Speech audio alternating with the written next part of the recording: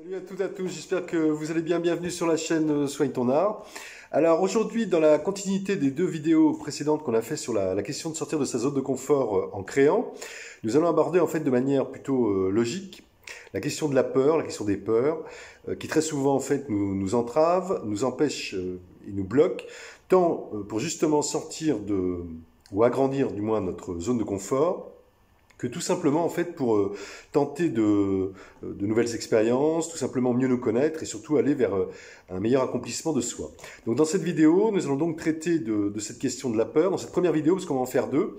Donc dans cette première-là, nous allons donc traiter de cette question de la peur, voir ce que la peur en fait signifie, ce que la peur représente. Puis nous verrons ensuite, donc dans une seconde vidéo, comment des pratiques artistiques, comment le processus de création et l'acte de créer aident justement à dépasser les peurs.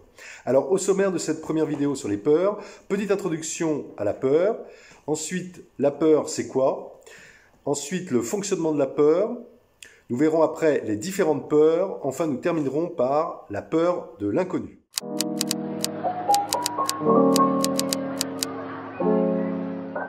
Alors, petite introduction à la peur.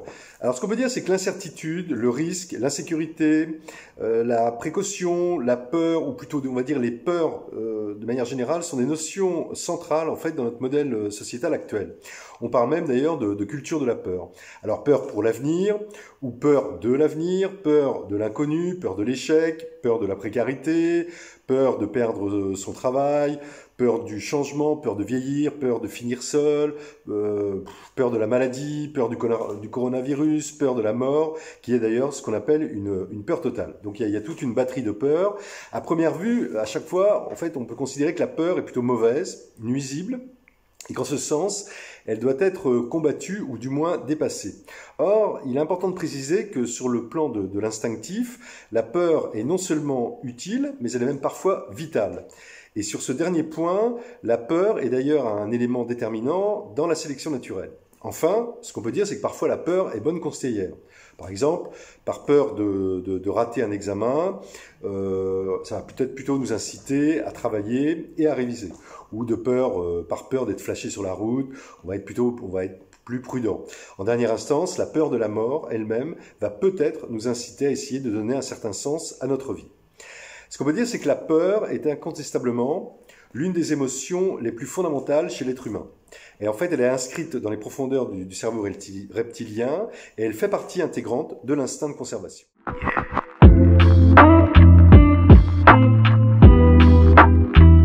Alors venons-en maintenant à la peur, c'est quoi? Alors là, si on se rapporte à l'origine étymologique, le terme peur viendrait du latin pavorem, accusatif de pavor, et en fait pavere veut dire être frappé d'épouvante. Mais il apparaît également que pavor provient de la même racine que pavir, qui signifie battre la terre pour l'aplanir, et du verbe paver qui signifie niveler la terre. Donc ça veut dire que l'émotion pénible, en fait, désagréable, que l'on ressent à la vue d'un danger qui nous frappe, en fait la peur nous aplatit, nous nivelle, nous rend en fait sans véritablement de différence, sans singularité. Et d'ailleurs, le latin populaire possède même un verbe, enfin c'est plutôt du latin classique, expavere, qui veut dire d'où vient d'ailleurs épouvante, épouvantail, épouvantable et même épave. Donc on voit que jusqu'où va la question de la peur. Alors, ce qu'on peut dire, c'est que la peur, en fait, est une émotion, de manière générale, ressentie généralement en présence ou plutôt dans la perspective d'un danger ou d'une menace. En d'autres termes, la peur, en fait, est la capacité de reconnaître le danger et de le fuir ou de le combattre, également, en fait, connue sous le terme de réponse combat-fuite. Par extension, le terme peur peut aussi désigner en fait l'appréhension liée à des situations très désagréables, des situations déplaisantes, voire par exemple à des animaux, à des insectes. Je pense notamment par exemple aux araignées, c'est très courant. Et là, il est alors question de phobie. En grec, ça signifie donc la peur, comme notamment la claustrophobie, l'agoraphobie, l'arachnophobie donc pour les araignées, etc. En fait, ce qu'on peut dire, c'est que si la peur est inhérente à la condition humaine et que fondamentalement, il est nécessaire de s'interroger sur sa relation personnelle à la peur, il n'est pas évident de donner une définition simple de la peur, tout simplement parce qu'elle renvoie à plusieurs sentiments. Il y a notamment la peur d'un mal actuel, qui peut être présent, qui est en fait plutôt ce qu'on appelle une frayeur, et celle d'un mal futur, qu'il est plus juste en fait d'appeler une crainte.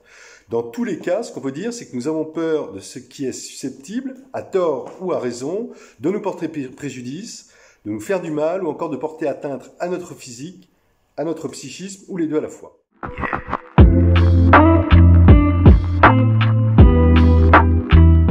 Alors voyons rapidement le fonctionnement de la peur. Alors pour commencer à surmonter la peur, peut-être faut-il déjà la comprendre.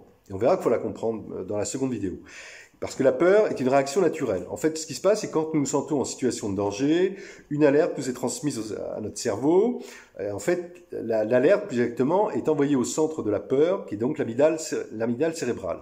Et à ce stade, le cerveau, en fait, évalue, est en phase d'évaluation de la menace, et il peut prendre une décision réflexe, par exemple bondir ou rester immobile. L'information, donc le message envoyé par l'émotion, c'est « j'ai peur », fait, on va dire, son petit bonhomme de chemin pour permettre in fine la libération d'hormones du stress. D'un côté, l'adrénaline et le cortisol.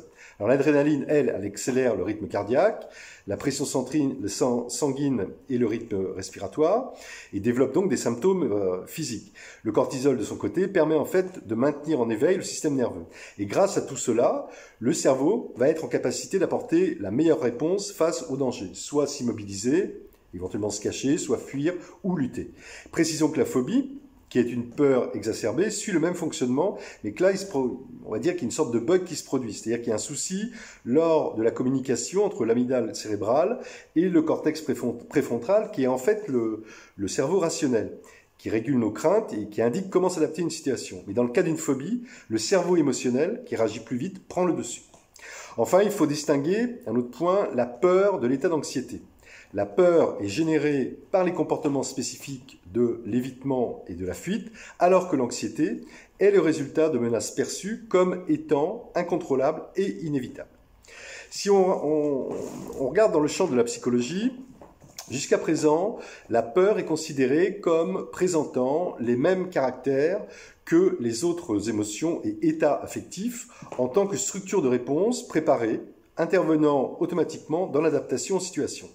Mais la peur peut prendre plusieurs formes. Il faut ainsi distinguer les paniques ou les terreurs incontrôlables, qui seraient là de caractère psychopathologique, et les peurs courantes qui, raisonnées en fait, agissent comme un mécanisme d'alerte et de vigilance face au danger et permettent ainsi de réagir à des situations nouvelles. D'un point de vue psychobiologique, il est indéniable que la peur conditionne en nous de nombreux choix. En ce sens, Freud nous a révélé à travers la psychanalyse à quel point nos choix étaient conditionnés par nos peurs inconscientes. Alors, si la postérité a surtout retenu le côté, l'insistance quasi obsessionnelle de Freud pour l'importance de la sexualité refoulée pour expliquer le comportement humain, on a un peu trop rapidement oublié que Freud s'était aussi particulièrement intéressé de près aux troubles névrotiques causés par les peurs refoulées. Et toutes les phobies, comme la claustrophobie ou l'agoraphobie par exemple, pour citer les plus connues, seraient, d'ailleurs, selon Freud, liées à des peurs refoulées de la petite enfance. Or, ces phobies conditionnent fortement nos choix de manière négative, en limitant, on pourrait dire même pathologiquement, notre puissance d'agir.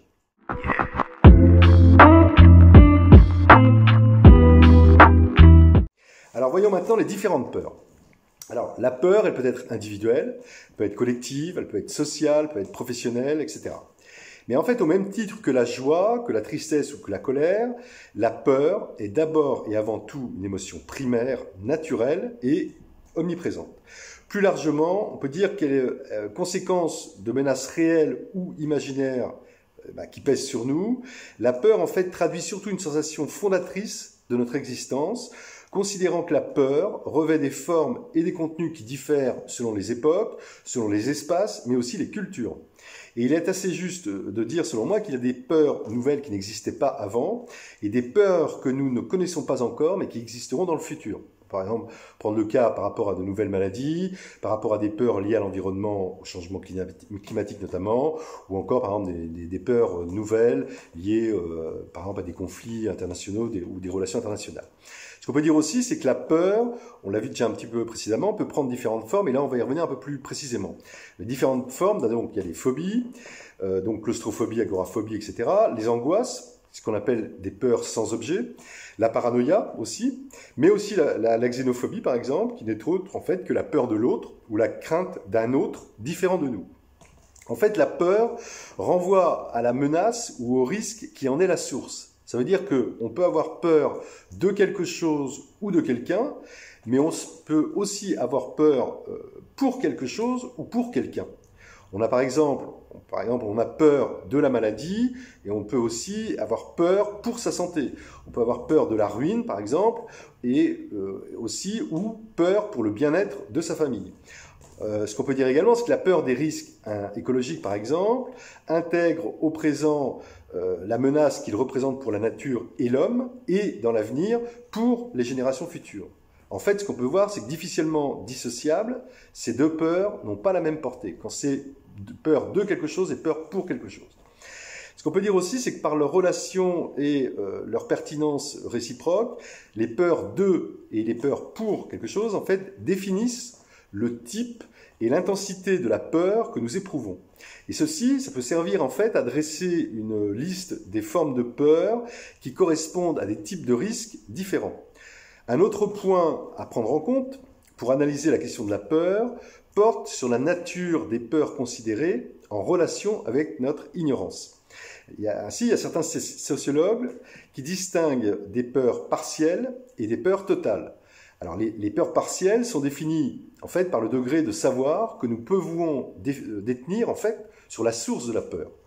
Et malgré l'ignorance que nous en avons, nous pouvons l'inscrire dans un domaine de connaissance qui nous permet d'en savoir quelque chose et de nous y adapter.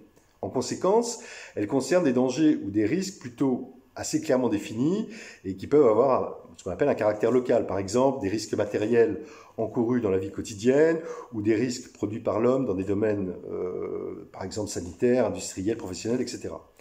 À l'opposé des peurs partielles, les peurs totales, par exemple, pour Parangon, par exemple, la peur de la mort, c'est l'abolition de l'être dont on ne sait ni quand elle arrivera, cette mort, ni ce qui adviendra après sa survenue. Et d'ailleurs, certains auteurs qui classent ce type de peur dans la catégorie de peur anthropologique, ils rangent aussi la peur de l'autre. Donc c'est vraiment cette espèce de peur totale, donc particulièrement la mort. Il existe aussi ce que Kierkegaard, donc philosophe danois, appelle la peur du rien, à savoir certaines peurs indéfinies qui peuvent devenir ce qu'on appelle des peurs totales. Ne visant en fait pas un objet précis à craindre, ces peurs prennent la forme d'anxiété existentielle, d'anxiété basique aussi, et risquent en fait de devenir peur de tout. Elles sont d'autant plus puissantes qu'elles sont vagues parce qu'elles ne portent sur rien et surtout elles paralysent l'action. Et ces peurs indéfinies, en fait, résultent en grande partie d'une perte des repères, de l'effondrement des cadres de pensée, notamment à cause des profondes mutations sociétales et sociales que nous vivons depuis plusieurs années. Et ce qu'on peut dire aussi, c'est que l'isolement social, que la dislocation des liens sociaux renforce ces peurs indéfinies. Exemple de peur indéfinie, la croyance dans l'Apocalypse par exemple.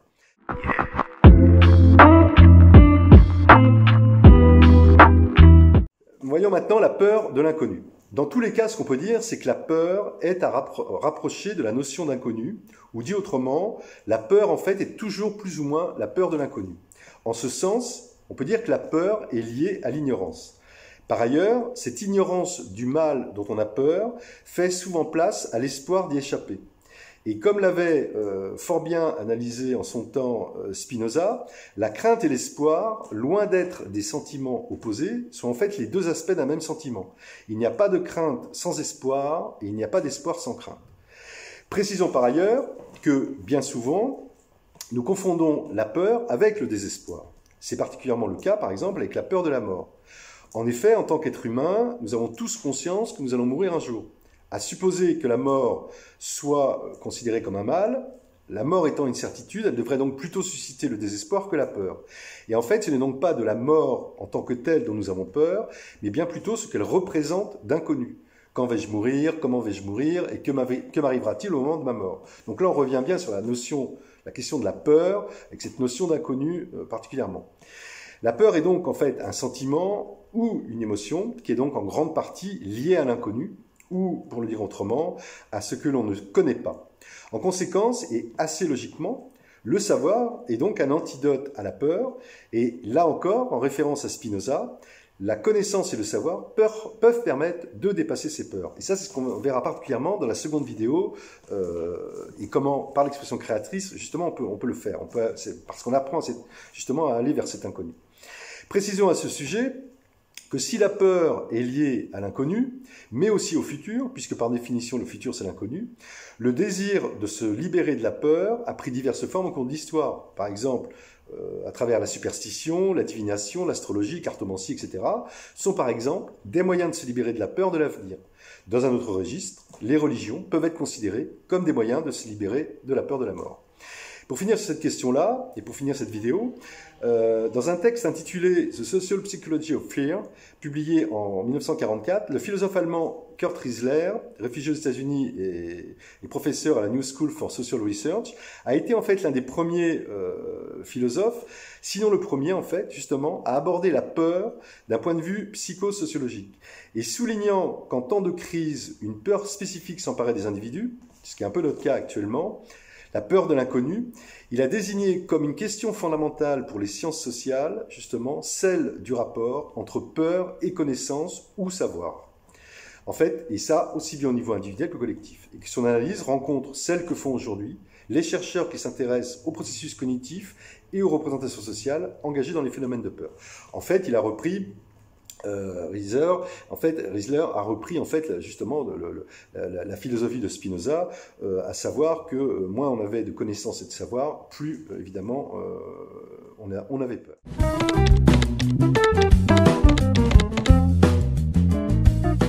Alors, à lire au sujet de cette première vidéo concernant la peur, les peurs. Alors, La peur en Occident de Jean Delumeau, publié en 1978. La psychologie de la peur de Christophe André. Vivre sans peur de Brenda Shoshana. Enfin, La peur de l'autre de Laurie Hawkes. On va mettre ça à l'écran. Voilà. Si vous souhaitez réagir ou me contacter au sujet de cette émission, voir les coordonnées dans la description de la chaîne. À très bientôt pour la seconde vidéo sur cette série consacrée aux peurs, qui portera cette fois-ci comment apprendre à se libérer de ses peurs, particulièrement par l'acte de créer et par l'expression créatrice. Voilà. D'ici là, portez-vous le mieux possible et surtout, n'oubliez pas de soigner votre art. Bye bye, à bientôt.